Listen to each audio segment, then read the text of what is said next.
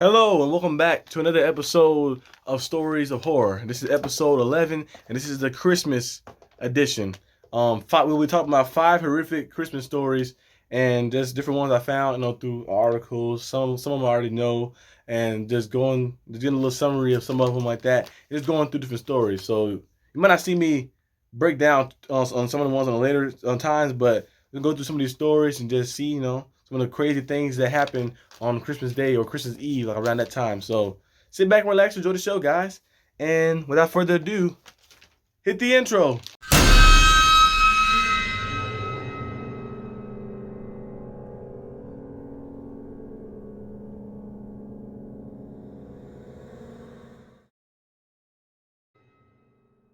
Ruse Hall, Headless Horseman.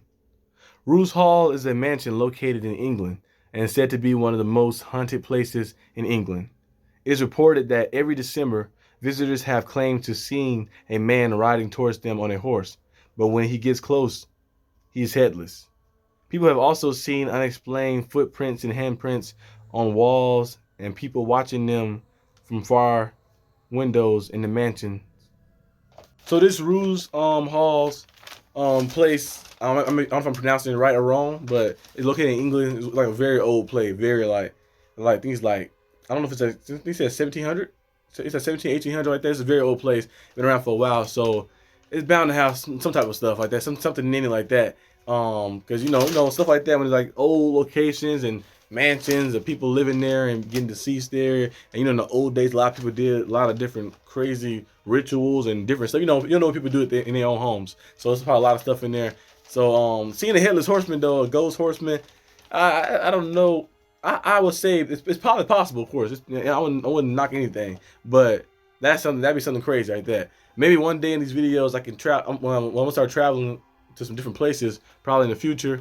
When I do travel to like different places for vacation, I might go to some places that is said to be haunted, or like go and learn some historic facts about different things about hunting lands in those places or something like that to make the videos even more interesting. But that first story was pretty solid, and to see, I don't know, it'd be crazy to see some headless horseman ghost coming at you. It kind of reminds me of the Haunted Mansion movie with Eddie Murphy on it with the ghosts and all that stuff like that, the prehistoric ghosts and stuff. But on to the next story. Congo Christmas Massacre.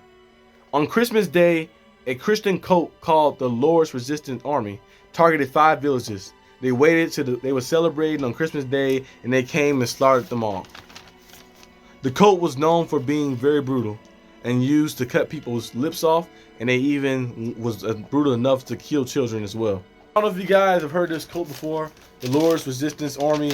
It was a cult of, kind of just like Christian cult. It wasn't really, in my opinion, it wasn't Christians, because it would spread positivity, and spread love, and spread the word of God like that, like not just like be forceful upon people or murdering people who are not doing that like that. So I wouldn't call them Christians. I just call them just a straight cult, like that straight cult of evilness, kind of like spewing the ways of the teachings of the Bible and kind of making it into their own thing. And they went out and they did some crazy stuff. They slaughtered people. You probably seen some this guy, the images of the people before. You probably heard this story before, but it was very bad, very brutal story, and a very awful story.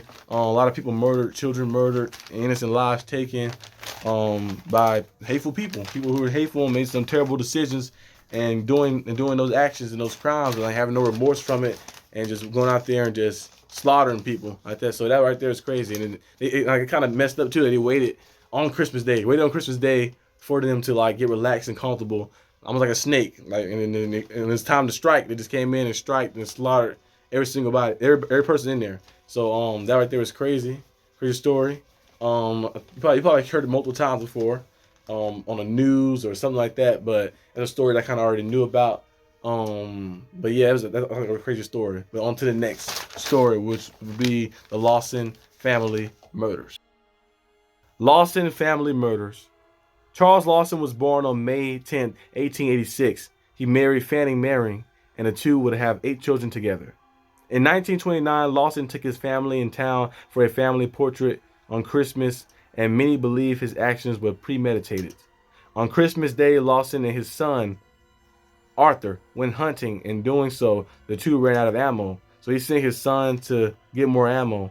When his son left, Lawson proceeded to kill his entire family, shooting most of them and bludgeoning some as well. After he did those horrific acts, he then shot himself and killed himself in the forest nearby. And I know this story right here was on the what's that podcast? The podcast they do documentaries on the murder cases like that, and like some like the mystery murders and stuff. The Lawson family murder was very crazy. Because it kind of happened. It happened in 1929, so it was like it was the older days, and they said it was like some say it was from like maybe he had some type of brain damage that he happened before when he went hunting before, like an accident happened or something. But they said the scans did not find anything in his brain that was like leading to damage. Some people said that maybe he had a relationship with some. They said something about some incestual relationship. It was some different stuff they had. He had a lot of different stuff, a lot of different scenarios about different things. But I don't know what his mind state was, why he did it. But I believe, in my opinion, it was probably premeditated because he took his family in for family portrait. They said it was very uncommon of them to do this because they said like the way they was like living too, they wasn't like the richest family or anything like that, and they was like, money was back then was a little scarce a little bit, especially in the times it was in a little bit. And they went into town and got family portrait. It was a little kind of above their men's, like like kind of above their spending limit a little bit. And he went out in town and got the portrait and was doing different things, kind of like spending like quality time with them. And then the following day, to murder them all. Now he didn't murder his son, the oldest son. His older thing was his first child. His first child was Arthur. He didn't murder his son Arthur. He went to the store when the stuff happened because he lied and said that he ran out of ammo and sent it to the store, but he actually had enough ammo in the chamber to kill his family. So I don't know what his mind state was. I don't know what happened or what occurred, but that was a horrendous act and a very terrible act that was done. And that happened on Christmas, Christmas Eve and Christmas, about the spreading the positivity, spreading the joy, spend time with your family. But he spent time with his family, but he ended his family life, and don't know why. Even his children and young children, because and I think everybody in his family was very young too. So they was like very young people. So their life was about to just get started or wasn't even started yet fully. So he murdered them all. So that right there was a tragic, sad story. But yeah, that was a crazy story. We're moving on to the next story, which is story 4, which is about Krampus. Krampus is a demon whose main job is to drag naughty children to hell. Many Christmas portrayed this horrific character. You might have seen it in movies, might have seen it in some books, but the character is basically a character or a demon entity. It said that is basically the opposite of Santa. When Santa goes out and gives gifts to the good kids and helps the good kids, the Krampus is the one who picks out the naughty kids. And they said sometimes he will either, like the ones who are not too bad, he'll hit him in the head, he'll spank them with a handful of straws or something like that, they believe, like they said. And then the ones who are very bad, he will drag them to hell and let them like pay for the consequences. And that's kind of like the story kind of went, or the legend went like that. And we've seen movies about it. The one popular movie, the Krampus movie, they have the snow globe and dragging the family that was bad and disgruntled and just like tormenting them and torturing them like that. But that's basically the story of Krampus. The Krampus story is very crazy. And when you kind of think about it, like remember I mentioned before in the past, was like Santa maybe being like an evil representation of something. And we know if you kind of take, because like we've seen like Krampus and we've seen other stuff, and we've seen like if you flip one of the, if you rearrange the letters in the name Santa, you will get Satan. And what's Satan's main thing to do? He's grant you your desires, your deep desires, your wishes. What Santa wants you to do? Actually ask you what you want for Christmas. What's your wish for Christmas and stuff like that. And you hear some of the Christmas songs. It might say, he making a list, he checking it twice. You're gonna find out who's naughty or nice. And you might like stuff like that. When you kind of hear it, you be like, it's not gonna normal. But the Santa Claus is coming to town. You hear like, he sees you when you're sleeping. He knows when you're awake. He knows when you've been bad or good. So be good for goodness sake. So you be like, so be good for goodness sake. So he kind of sees you when you're sleeping. But Krampus was the one, they said in the stories and legends, they say who went out there and saw the kids when they're sleeping from the day they was born to make sure they stay on the right path. Because if they was naughty, he'd come out and he would get them and rid of all the naughty kids. Because but you know, sometimes we hear some stories where Santa Claus bring the kids cold, but the old stories, you like the Krampus comes and drag the naughty kids to hell and get rid of the naughty kids, and Santa goes out to the good kids and gives them their gifts and presents and stuff like that. So you can kind of like draw like a line of contradictions, like maybe being not contradiction, but maybe a line of comparison. I use the wrong word, comparison, and kind of put it together and be like, oh. The Santa can be like an evil line, or be like the friendly kid line like that. But it can be like a little dark, twisted little thing with Santa. And that's how so many movies and books portray it as something evil because the way it is. Sometimes the most friendliest stuff be like most creepiest and most evil things. Like the Teletubbies look kind of creepy, in my opinion.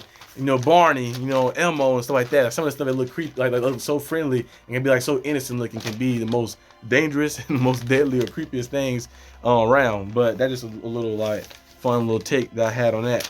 But moving on to the fifth story, which is a Reddit story that I found on the internet by, I believe the name was Jaylee. It was Jaleigh. A Reddit story that I found the other day on the internet. I'm gonna read that to you guys, and that will be the last story for this video. It was Christmas Eve, and I was a freshman in high school. My family has been split up for some time, so normally we trade off Christmas Day and Christmas Eve every year. And this year I had come home early for my grandparents' Christmas party while everyone else was at my aunt and uncle celebrating at another party.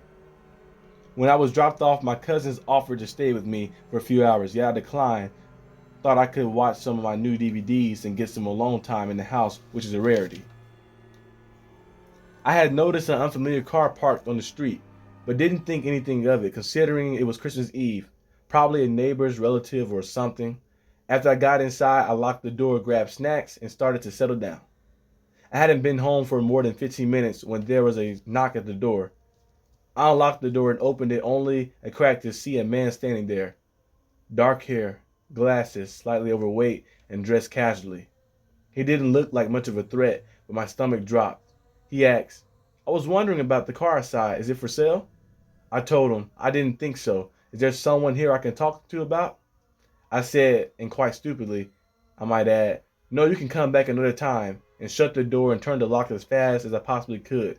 He reached for the handle immediately and started pounding on the door. I heard a string of profanities and the pounding stopped. Terrified, I was crawling on the floor to the phone, hoping he wouldn't be able to see me through one of the windows in our house. Then I heard the noises. Our home has an open garage door. It led through the laundry room where the door lock was broken. No one ever bothered to fix it. Just then I heard a man yell, and I saw the man through a window run to his car and drive off. My uncle had gotten him just in time and scared the man off. Who knows what would have happened if he hadn't made it home in time. Sadly, we didn't get the plate numbers, and nothing ever came of it. But I'll never be home on the holiday again. Now that was the last story, crazy story, guys, and that was the last part of the Christmas special. On the Christmas edition of the Stories of Horror. We get back to the normal stuff and the normal topics and here and there like that. We get back to that, you know, the following week like that, and have some great stuff for you guys. But yeah, that's the Christmas edition of Stories of Horror. Hope you guys enjoyed this video. And if you did, leave a like and subscribe, comment, you know, anything. I'll read the comments and stuff like that. Well, I haven't read the comments the past 2 videos. I've been on my other channel a lot, but I'll read the comments. I'll be on there and I'll be seeing some stuff. You know, leave feedback. You know, leave feedback. Be like, oh, you could did this, or you forgot to mention that, or like that. Leave feedback so I can read it, so it can help improve the the show and get it better and better and bigger and better every time. But I hope you guys liked it again, and peace out. I'll see you guys next time on the channel. Hit the outro.